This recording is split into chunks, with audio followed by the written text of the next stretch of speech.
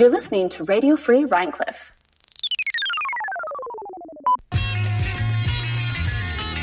Welcome to Studio Property, the cinema podcast for people like you. My name is Doug Wartell.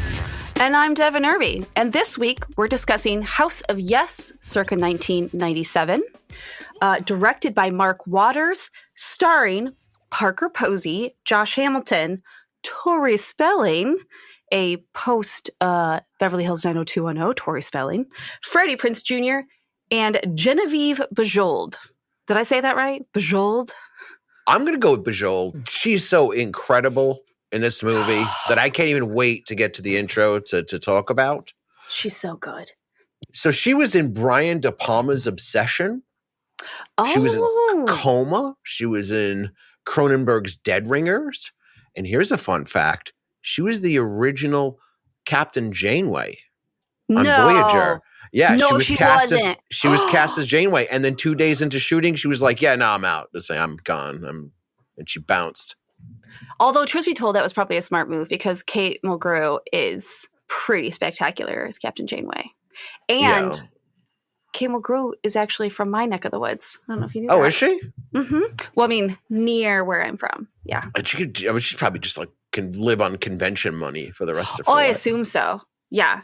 I have no idea how you're going to react to this movie, by the way. So the sooner we get to it, the better. Yeah.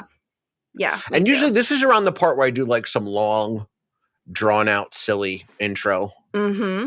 And I don't know if I want to do that because it becomes like a rant almost. Mm-hmm. Mm-hmm. But this week I'm going to go a different route because I think that The House of Yes is a Thanksgiving film that demands context.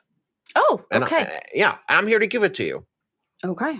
It's a movie that could have only been made during the apex of daytime trauma porn television. And that too demands context. Yes, it does. Because that's to us that was like yesterday, but not gonna it's a long time ago.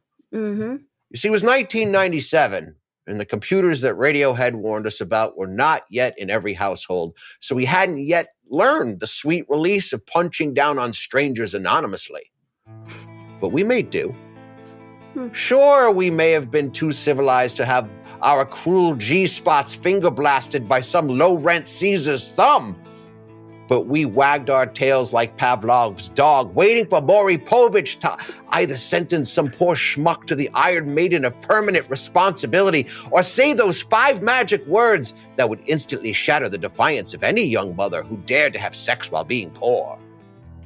We loved shaming those unneutered dirt witches in front of an entire nation for adding yet another poor futureless bastard into their already pissed-in gene pool. This film wasn't made during the summer of Smells Like Teen Spirit, but rather the winter of You Are Not the Father,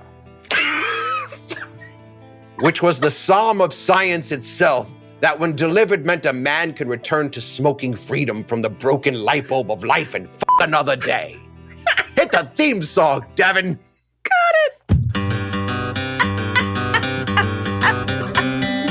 Put that prop gun down, put back the canisters you stole. The devil laughed out loud when you signed away your rotten soul. That's studio property, your studio property. Hey! Shut your mouth or you'll never work in Hollywood again. So this movie, like I mentioned, was a Thanksgiving film, but it takes place on Thanksgiving in 1983. Mm-hmm. You have a family. Dad has long since been gone. You've got mom, a daughter and a son, and another son who's been living in New York comes to visit for Thanksgiving, and he's bringing his fiance. The sister happens to be his twin sister, and she has just gotten out of a psychiatric hospital. Mm-hmm. And she's very upset. When we learn very quickly that she's very, very upset that he's coming home with a fiance. Well, he's coming home with a lady. Initially, they don't know that she's the fiance, but he's coming home with a lady friend. Right. I mean, almost immediately, we jump into this film and we learn just how unstable this young lady is and what this poor little fiance has gotten herself into. And then we just progress through an entire film of instability throughout this entire family. Now, Jackie is played by Parker Posey. Mhm. It's an unreal performance. It's surprising how good it is. She won a Sundance Award for this. I believe so. Yeah. And should we reveal what happens, or should we wait for that?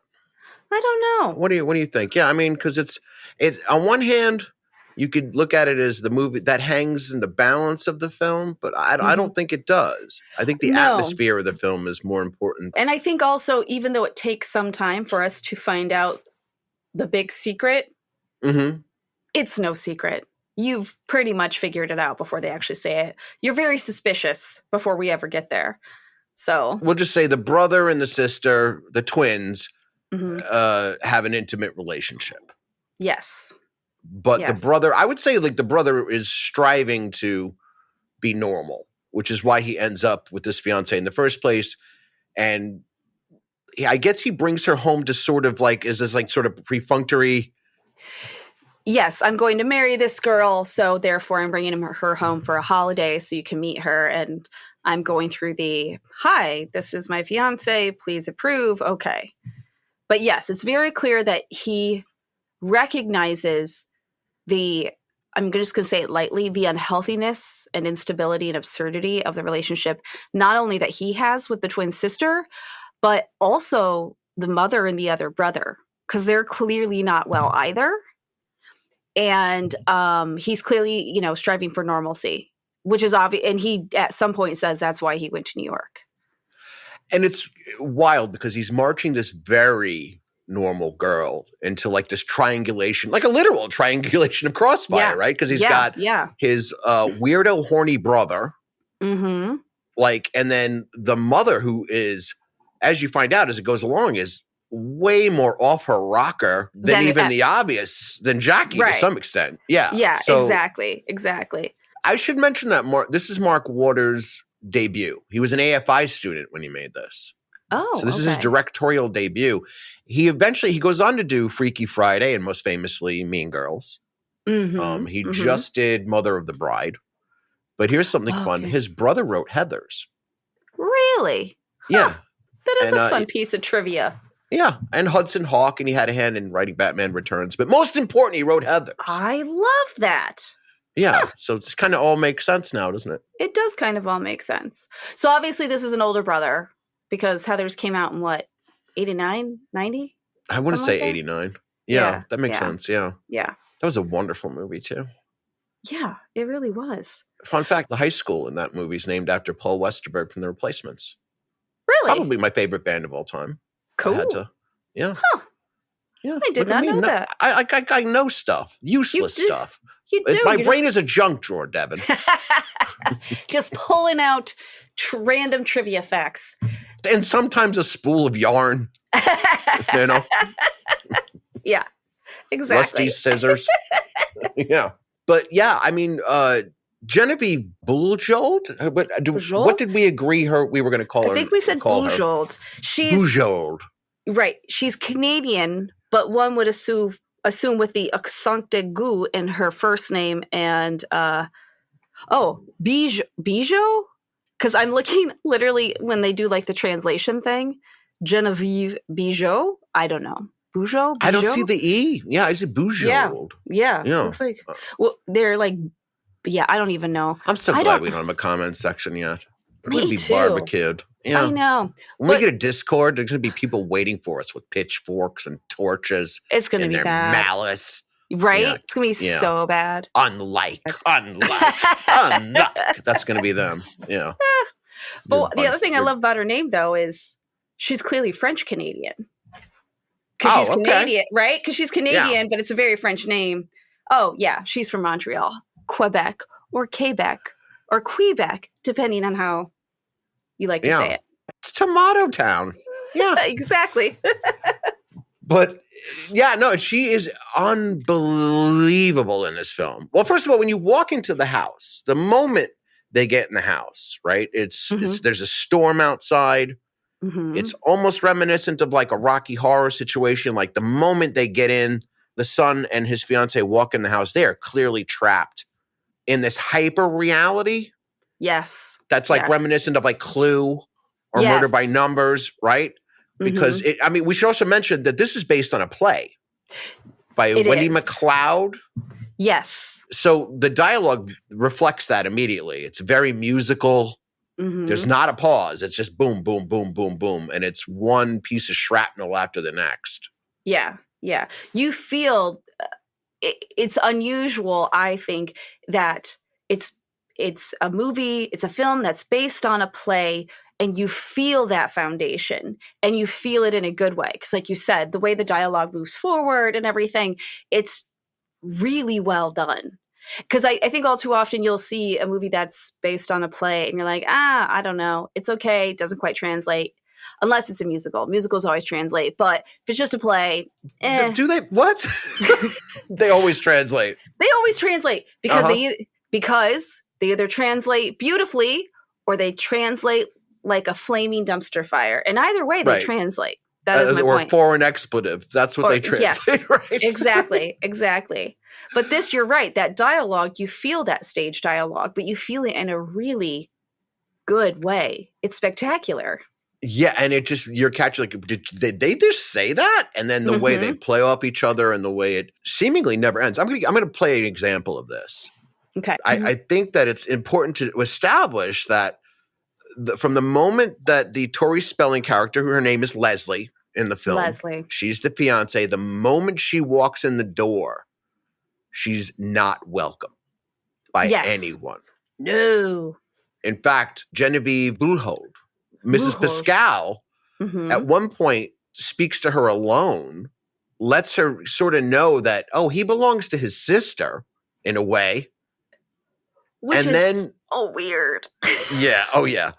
And then when she gets alone with her son, she's like, why are you with this woman? He's like, because I love her. And she goes, well, do you love her for any particular reason? Which is great. It's great. Yeah. Great for us as the audience. Horrible for him. Yes. You're like, yes. What a horrible thing to say. But check this clip out. This is the moment when Ditzy Leslie, played by Tori Spelling, comes down the stairs. Yes. And now she's surrounded by her fiance, the brother Anthony, and the viper that is our Jackie O, played by Parker Posey. Here we go. Oh, my. Good evening. Good evening. Is that an evening dress? I don't know. It certainly looks like an evening dress. It's very pretty. Well, I dressed for dinner. Would you like a glass of Liefermilch? No, thank you. I'll just have a glass of wine. That's the name of the wine. Oh. I don't speak French. Who does? You do. Oh, that's right, I do.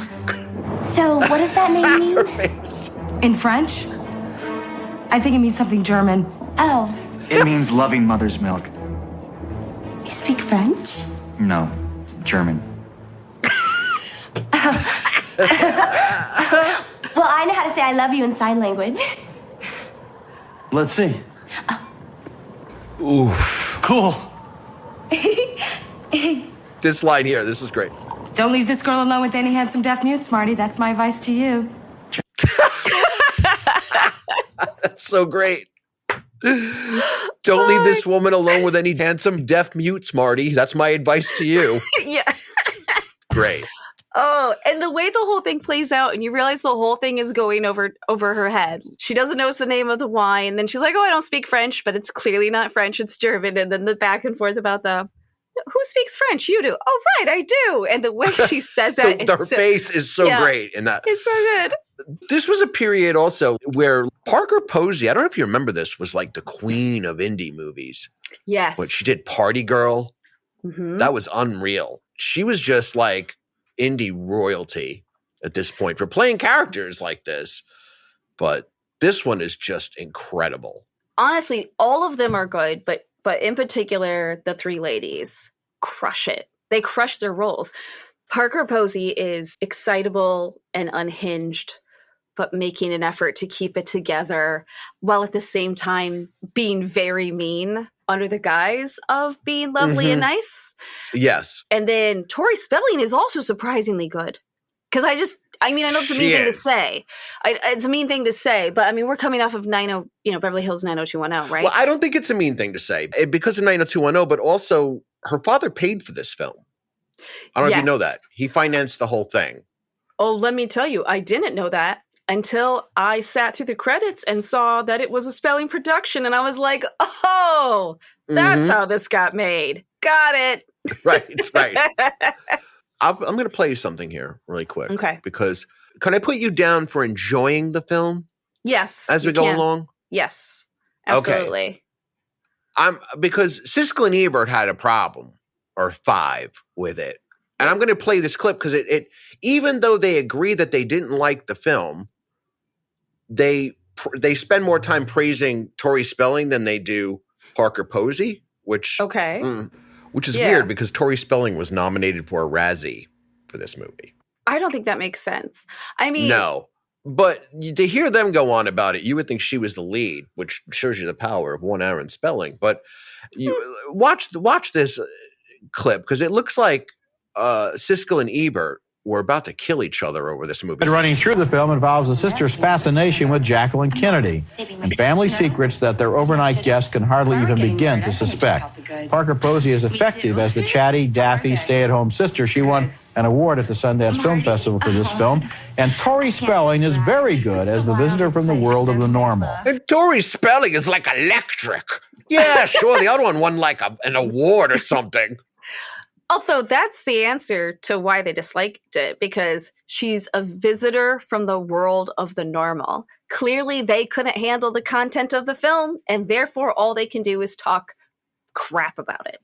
Let's continue. That observation is on point. Because I didn't care for the picture, and I think that the Jackie O conceit, frankly, ruins the film. It's what the film is about. But Roger, no, it can be about something and not be good in this presentation. Siskel's going to pull a gun. That bored me. I thought it was clearly mannered, and actually, the Tori Spelling performance, who you wouldn't expect given the reputation of Posey and her. What does that mean? She's the one that I think makes the film come alive. Oh, do you now? Well, she's the one who represents our interest because she's the same person who gets into this situation. But I think you have to concede that the director has the right to make one of the people obsessed with Jacqueline Kennedy. He does. I mean, that's the whole premise. But he makes it. But Roger, that's not really new. It seems so mannered. And when I say not new, what I mean is using that character to be like somebody bringing another Marilyn Monroe. Have you seen with people who thought they were There is Jacqueline so much in Kennedy? the culture, Roger, and the Marilyn Monroe fixations, those kind of things. Pick some other character. Frankly, it's tired. Why not pick Betty Crocker and do it better? Well, you know, I'll see that picture first before I'll see this one again. Okay. You didn't like it. Let's get that on the record. I didn't like it, but I think that the objection is kind of strange. Coming up later. That was amazing. I like neither of them like it, but they're arguing about why they don't like it.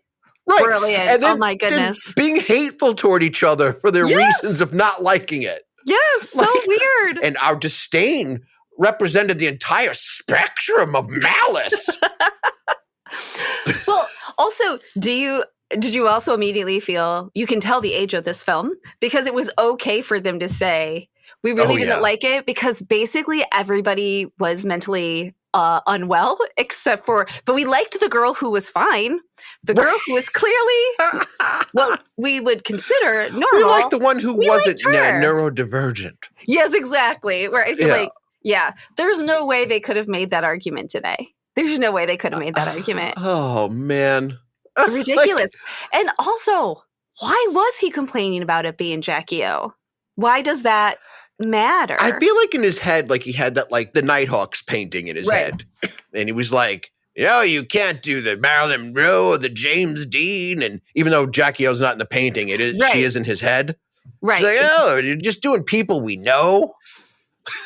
I mean, I feel like the conceit of Spider-Man being able to spin webs. Right? Exactly. Like what? You're going to complain about whoever they pick because the point of her character is that she does have an unhealthy obsession with a famous individual, in this case, Jacqueline Kennedy Onassis. So she has this weird obsession with her. So it's going to be somebody famous. It's going to be somebody prominent in one way or another. So I just feel like he would have just complained about it no matter what. We should mention that her obsession seemingly began at a party when they were much younger. Yes. And the assassination itself had affected them really strongly. You find out that the father disappeared. This part I didn't love, but it's like the father disappeared that day. Later you find out why. But also like at a party, she wears the famous pillbox hat, pink combination with the black piping. You know the outfit, right? So and she glued macaroni to herself and drowned it in ketchup so it would look like brains, which is, really good cosplay, especially this is 1980. Oh, this happened in the 70s then, if this is 1983. This is solid cosplay. I mean, it really is. Yeah. Let's get into the Anthony character a little bit. Yeah. He's played by Freddie Prinze Jr. Mm-hmm. And this is made the same year as he made I Know What You Did Last Summer, which is what launched him, into superstardom. And what I like about this role in particular is, like you said, so I Know What You Did Last Summer launched him into superstardom. And he was very big in the 90s and the early 2000s, but it was always for those little kind of teeny bopper rom-coms, Yeah. I was clearly quoting Uncle Ivan for using teeny bopper, just so you know. I feel like that's You're what like, the teeny boppers. The teeny boppers. Right. The kids that kind of have pubic hair, but maybe not. It depends, I'm not judging. I'm just saying. Yes. But he would, that was what he was in, right? Right. Ultimately, he did, a few years later, he did the Scooby-Doo movies. He was actually a pretty delightful Fred, but, Scooby-Doo movies, the live action ones, and She's All That, right? Like those, and like you said, like those kinds of films. He's also Mr. Sarah Michelle Gellar. He is also Mr. Sarah Michelle Gellar. So yeah, he's dating Buffy at this point. Yeah. And so unfun fact. Oh. Both of their fathers committed suicide. Oh, that is an unfun fact. Yeah. Fun fact, I met his mother one time. She was friends with my boss. Uh-huh. Oh, wow. When I was a young lady working, I had a boss who was like best friends with his mother. And I met her. And she was cool? She was very nice to me. I had gotten tickets to take my boss to this political event. We'll leave it there. And she couldn't go. And she was like, you should take my friend Kathy. And I was like, well, if she'd like to go, I'll be happy to take her. And I literally took her to a political event. Aw. Yep. On the word of Ms. Freddie Prinze? Mm-hmm. I don't know her name. What's her name? Kathy Prinze. Kathy Prinze, right. Yeah. Okay. No, she was very nice to me, but I just remember thinking at the time, this is super weird. But she wanted to go, and I was trying to be nice to my boss, so I took her, and and I was like, one point I'm driving my grandmother's old, I had my grandmother's hand-me-down Pontiac Grand Am that was a piece of garbage. And I was driving her. How old were you here? 22, 23. And you're driving like a Pontiac? Like a Pontiac Grand Am, like a 1993 Pontiac Grand Am. Like it was like old, it was a piece of crap. The family referred to it as Poochie because it like didn't have a lot of get up and go. And I'm driving her and I'm like, I'm totally driving Buffy's mother-in-law in my crappy car.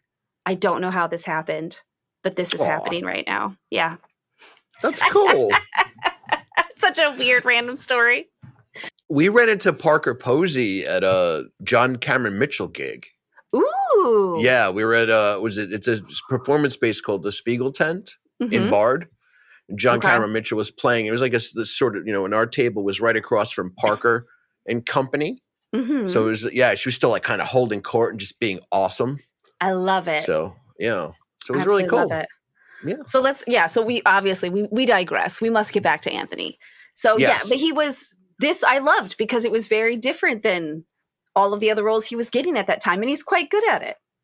He is really good at it because what he's playing is like this sort of like weird little brother who drops out of college and he's sort of taken on a caretaker role where Jackie's concerned, but he forgets stuff. Mm-hmm. Like he's kind of like a human betterfish. Yes. His mother asks him, like, did you give her medication? He's like, I don't know. Yes. He doesn't remember anything.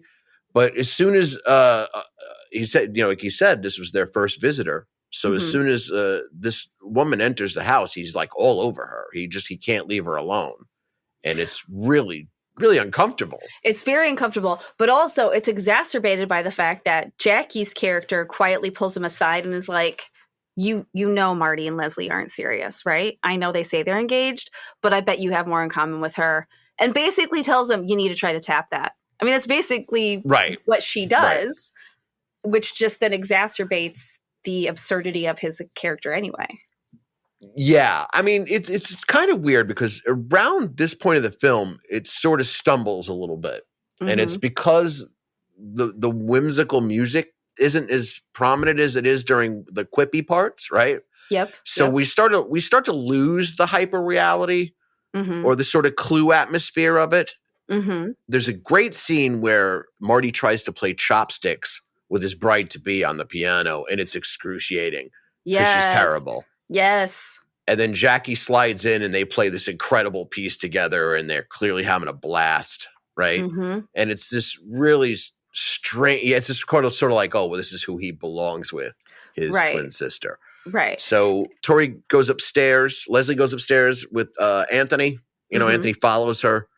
And after they confess to Anthony that they've been having a relationship or they've always had this relationship, which I felt was kind of unnecessary. Like maybe Anthony should have already known. Well, and I sort of gathered that he did know, but they never actually said anything. But he was always suspicious. Yeah. Because the way that's true. Because the mother knows too. And the mother doesn't knows say it too. out loud. Right. Yeah. So it's like a thing that everybody knows, but nobody actually says out loud. And also, that was the first moment where I wasn't sure that I fully believed Marty's commitment to quote unquote normalcy. Because he and Jackie pile on Anthony. And he, you know, when Anthony's like, why did you tell me that? Why did you tell me that? And they're like, you knew. And they give him such a hard time and they basically tease him. And they're like, what are you talking about? You knew this. Well, this is the interesting part of the whole Thanksgiving part of the movie, right? Which I'm not sure was like hit hard enough in the actual composition of it, right? Because this is the interesting thing about taking any fiance home to your family. There's always a level of family dynamic that isn't like the outsider that you're bringing in, right? And you sort of slide back into that dynamic to some extent, even though you have the camera of your outsider on you. The moment that person leaves the room, you fall victim to that dynamic and you sort of become in that cycle. Now, the hyper exaggeration of this madness that this family has is just makes that more so. And that I think is a very smart choice. But in execution, in the part of Anthony, where Anthony's concerned, like saying it to him, it kind of takes you out of it a little bit, because I feel like there are certain subjects where even that reality, you can't just gloss over that. Unless the normal character is over the top, like Susan Sarandon in Rocky Horror.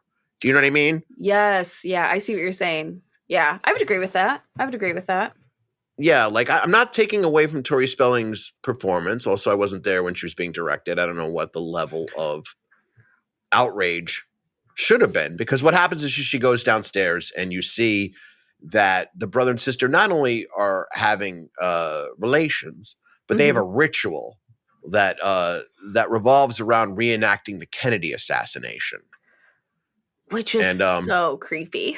You wanted to say hot, you did want to say hot, but like, but yeah, it is really it is very, very odd, and to say the least. And then of course, because the incest of it all is played to almost be erotic in the film, which is again takes us out of the whimsical.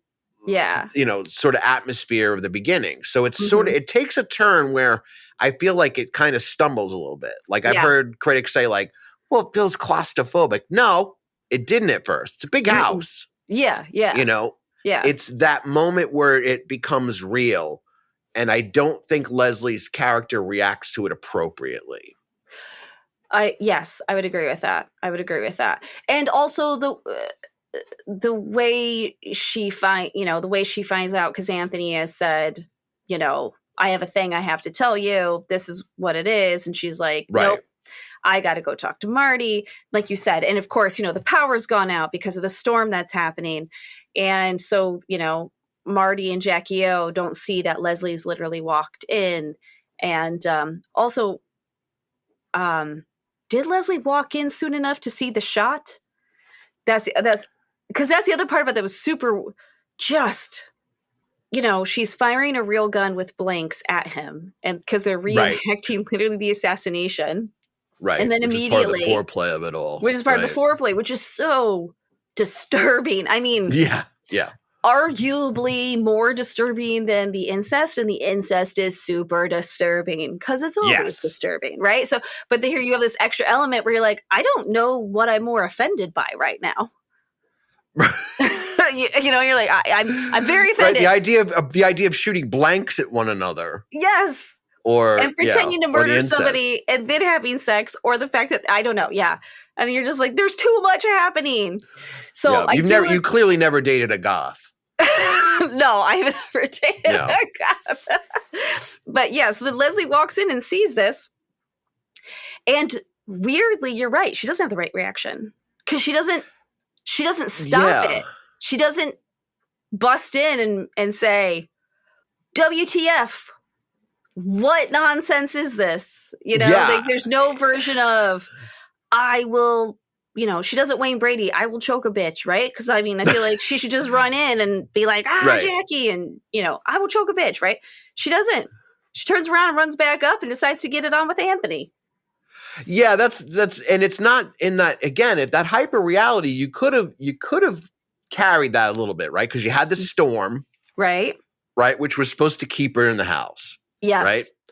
But then Anthony's really creepy and smothering to begin with. Yes. That had to be musical. That's really delicate. And it stumbles right there. You're just kind of like, oh, yeah. It was so much fun. I guess I'll go with it, but it's not done well. Right. Did you find yourself, because I know I did at that moment, going, how did this work on the stage? Every time. Yes. Yeah. Because it had to. It was probably a lot more fun. You would think so. In that moment. Yeah. And this film, and I don't say that as in, because the film's not actually really graphic at all. No. I mean, everything's fairly low key. The things that you do see are extremely minimal. So that's not quite how I mean that. But somehow you wonder, still the structure of that on stage. I wonder how that played out. Mm-hmm. I think also the pacing, and it might have been a failure in the edit. Our brains were still processing the slow motion cut of the wave that Marty is doing as Jack Kennedy. And it is, wow. It is like that wave and that scene and the way that plays out, it really holds you for a minute. Mm-hmm. Mm-hmm. And then we immediately go back upstairs right after Parker Posey puts her brother inside of her. Right, exactly. Yes. We're still processing that. Right. And so is Tori's spelling, which makes everything that happens after upstairs very, very awkward for the audience. Right. Very awkward. Very awkward. Yeah. So. And the awkwardness is added because we realize once Leslie and Anthony are fully getting it on, Mom walks into the doorway and is like, now I have my excuse to toss this gal out in the morning. Yeah. And like, again, no fuss, no muss, doesn't say anything. It's just like, good job, Anthony. This is all I needed. I just needed a little fodder to get her out of the house in the morning. It's so weird. And it adds to that creepiness.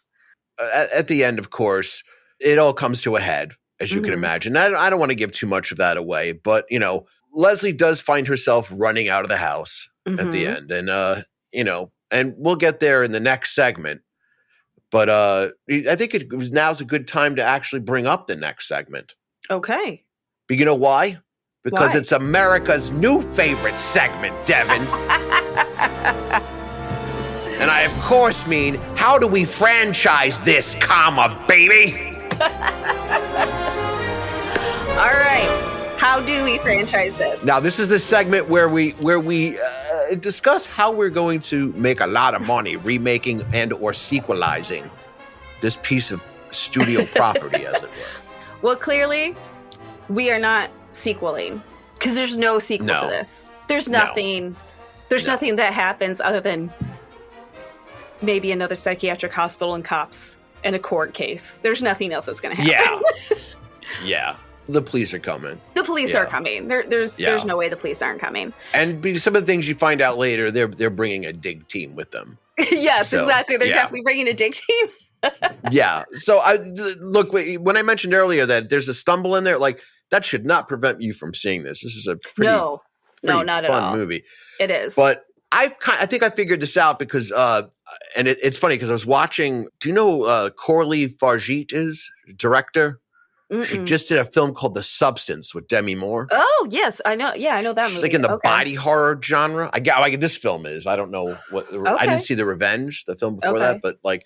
So I watched like a making of The Substance, right? And just listening to her, like how she budgets certain things. Like she had like a Hollywood scene, but she filmed it in France. So she's like, oh, I just needed a shot of a palm tree and I'm fine.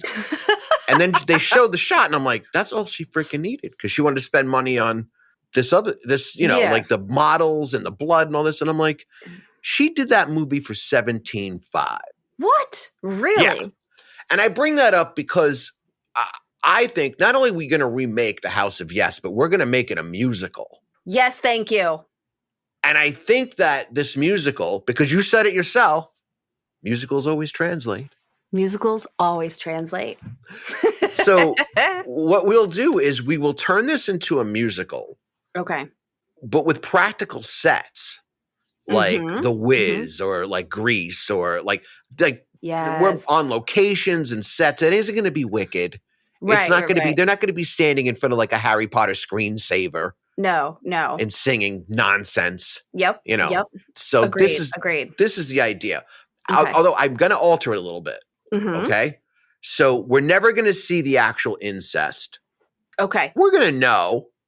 But we don't need to see it. Because I want to compete with whatever bullshit Wicked inspires by the time we get to filming. Oh, right? Yeah. Okay. Yes. Once we enter that like hyper reality of a musical, we get away with murder. And then we get away with incest. Right? Yes, we do. So let's go over who we think we should cast. And we'll take votes on each one, okay? Okay. Who plays Marty? Who plays Marty? Marty's got to be... Okay. Part of my... I'm not going to lie. I want to cast people like my own age because that's... Because of the way this film is, that's like where my head goes. But I gotta think about younger people, and I feel like we need some 20-somethings. You're like 20, right? Yeah. Oh, so, thank you. Well, I was gonna say we both know I'm not. We both moisturize. Sure. We do moisturize. Okay, so with a vengeance. I don't know who I want as Marty. He's got to be somebody a little doofy, if that's the right word. I had Andrew Garfield. Oh, that'd be good. Oh, yeah, I like Andrew Garfield. He sang in Tick, Tick, Boom as well, so he has the musical chops. Oh, yeah. Yeah. I was considering all things. Okay, you are considering all things. Okay. So are we good with Andrew Garfield? We're good with Andrew Garfield. I like Andrew Garfield as Marty. Yep, I like that a lot. So let's immediately cast Jackie. So who is a young person that sings that can pull off Cuckoo? Does Florence Pugh sing? There's makeup we can, Oh, true. Does Florence Pugh sing at all? Oh, that's a good question. Because I feel like... Can we get her? Like, we're 17.5. Florence Pugh is all the rage right now. I mean, she is all the rage. She's got a Marvel thing. She's got a Dune 3. But we're also remaking The House of Yes as a musical, which is, so I feel like... she wouldn't say no to that. She probably give me half of what I make for that. I know. She's going to give us a deal. A deal. I would at least audition Chappell Roan. Oh, yes. Okay. If you're Chappell Roan, and I don't want to stereotype pop starlets. Yeah. She does do offbeat things. She does, she's a champion of like the LGBT community.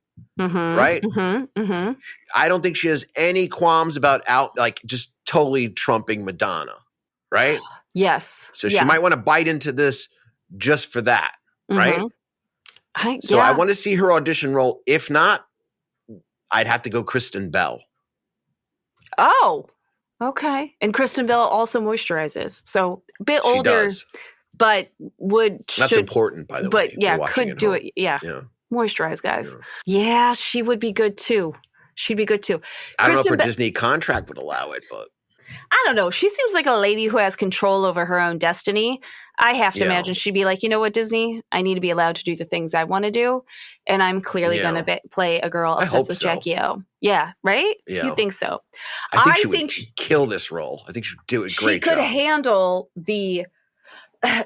Because there is a back and forth. It's that complete mental instability, but being able to snap back to pretending you're fine.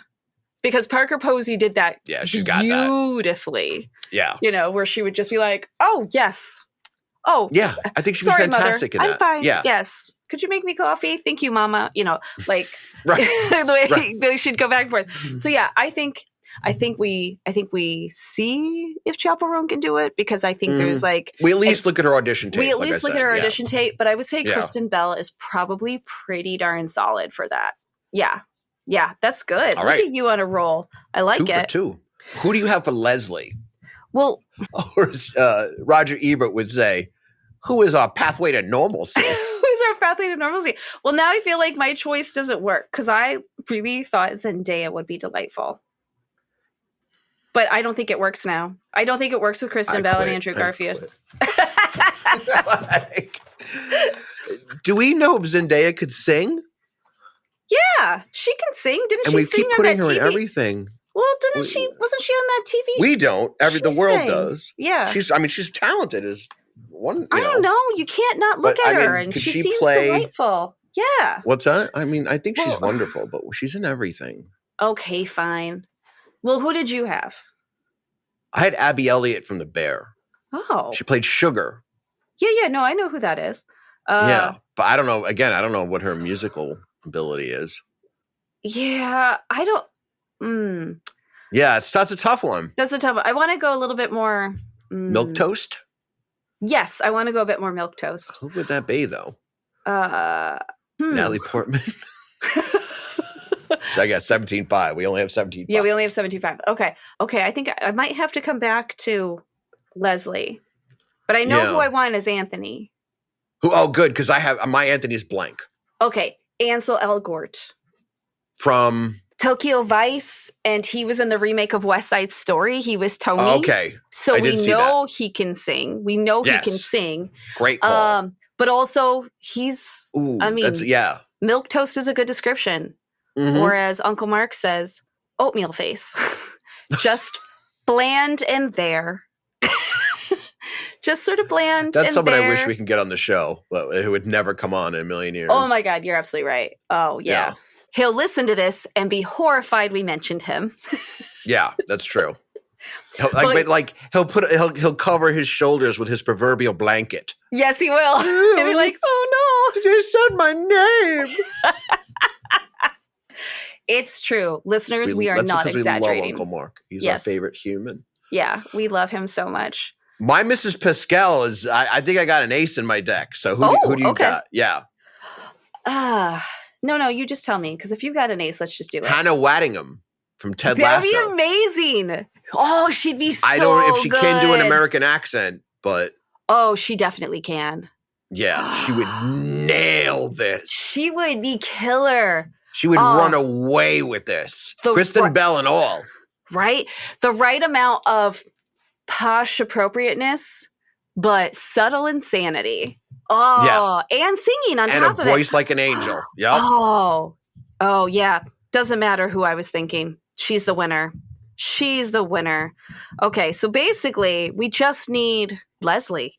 Like you said, milquetoast, very, very innocent. But also, she's got to be able to play. We need white meat. meat. Yeah. And wait, that was Leslie? I had Abby Elliott. I think she checks all those boxes. You think he checks all those boxes? I just don't know about her musical talent. I think she could play. I don't think she's that person, but I think she could play that person. You think so? Well, I think her musical talent is probably fine, because wasn't she part of the singing groups on Saturday Night Live every time they did the sisters singing group? You know, I'm Dunice. Yeah, she was when they first started it. I'm pretty sure she was one of the sisters. So I'm pretty confident she can sing. Right. So, okay. Well, then we'll lock her in. Okay. You know, look, if you're an agent, if you're a vicious agent, Like, give us headshot. Like, like make your case. For your young. Okay. Yeah. Like we're open to debuts. Because I mean, Leslie's a very important role. She's an extremely important role. Actually, a debut might be appropriate. We could be breaking the next Olivia Newton-John. We could. We absolutely could. I like this idea. I think that's got a real possibility to it. Oh, the power we would have. So yes, we'll take a chance on us. We'll take a chance on you. All right. So your director. My director. Your director. Okay. Well, I went 2 routes. You went John Waters. I mean, he crossed my mind. I'm not going to lie. He crossed my mind. No, I went Kennedy film. And I was like, maybe we just go Oliver Stone and just be like. No, because you know what? He would imply some conspiracy theory in our musical. And it would have nothing to do. It would be like, da, da, da, da, da, da, da, don't get the shot. Don't. Like, it'd be like some sneaky. I thought it would be kind of funny. I don't know. I thought it was funny. That or I'm not risking 17.5 on that guy. Okay. Rob Marshall was somebody else I had in mind. Because we got to go full musical then. We got to go with somebody who can handle a musical. And he did Chicago. Yeah, he did a fantastic job on Chicago. Or do we need somebody who can tone it down more? Yeah, see, I wasn't thinking musical at all, believe it or not. I was thinking of tone. Okay. I was thinking of a maestro of the material. Right? Oh, okay. And how to handle that material. Jordan Peele. Oh, that's okay. Fine. Yep. I mean, there's no much argument. Money. We'd have to bag and bag and bag. But again, we're making an amazing film. House of Yes as a musical. So nobody's going to say no to that. Before I tell you who the composer should be. Okay. I'm going to tell you about my ending, my alternate ending. You have an alternate ending. Okay. Yes. Because Leslie running out of the house, I was inspired by that magic. Instead of cutting to old home movies or that mess, right? Mm-hmm. Leslie runs out of the house. We never learn about the father. I think we could get rid of that. Okay. I think that also it's too neat and boring. Yeah. Like, that's the reason for their trauma. And the mother kills the father. Boring, right? Yeah. Okay. I think what happens is that Leslie runs out of the house and she's screaming down the street. Mm-hmm. She might even just run into a neighbor's house and you see like a turkey dinner on the table because it is Thanksgiving Day. Right. It is. And but that dinner table is surrounded by bunk beds and people covered in blankets, except their sneakers are sticking out because they're dressed like the Heaven's Gate cult. What? Right? Okay. Yes. And then she runs out of that house screaming. And she sees a couple walking their dog, and she's like, "Help me! Help me! My fiance has just been shot by his sister."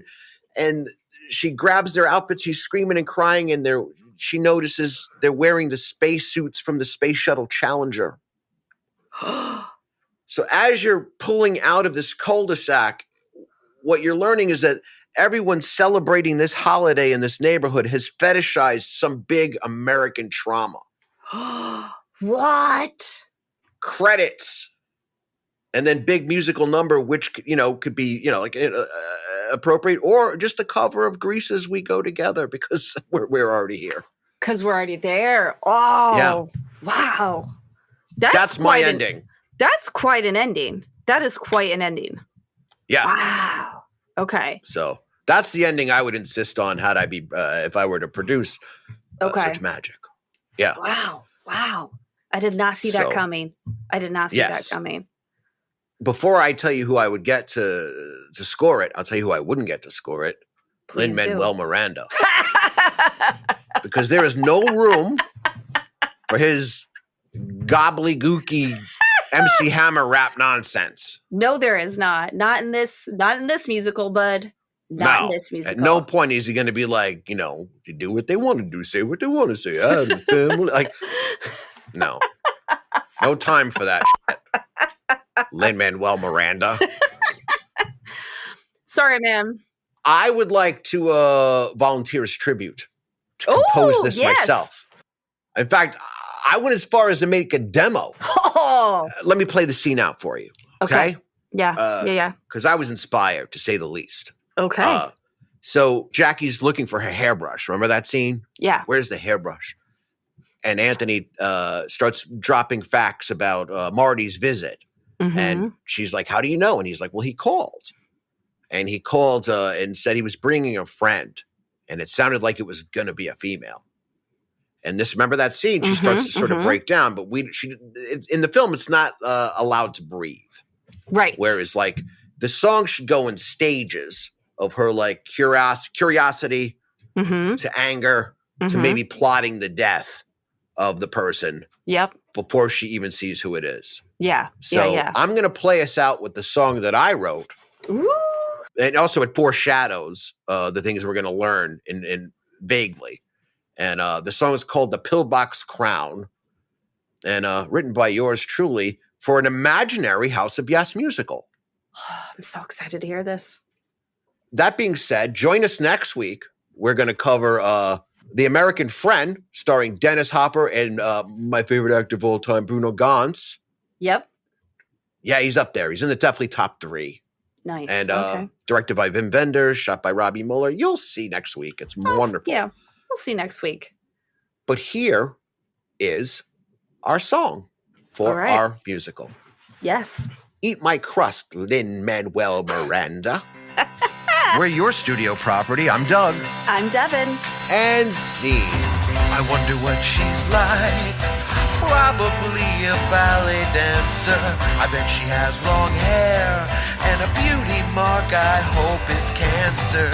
I'll take my pillbox crown down from the crock-pot shelf and let this simple bitch know what she got is mine.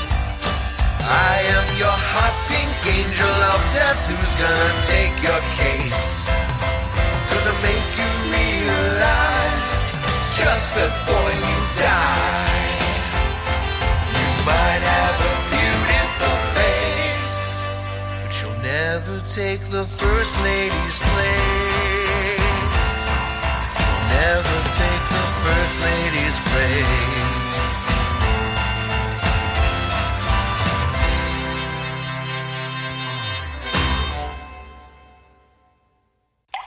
Spillway Street.